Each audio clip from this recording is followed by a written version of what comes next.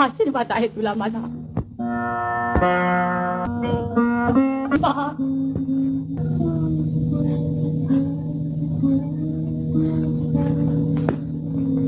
आईचं हृदय नाही म्हटलं तरी बोलल्यापासून संपत नाही. बा, तू चूक करतो आहे. चूक करण्यात कमीपणा नाही, पण चूक समजून येतात ती कबूल करण्याचं धैर्य फार थोड्यानं असतं.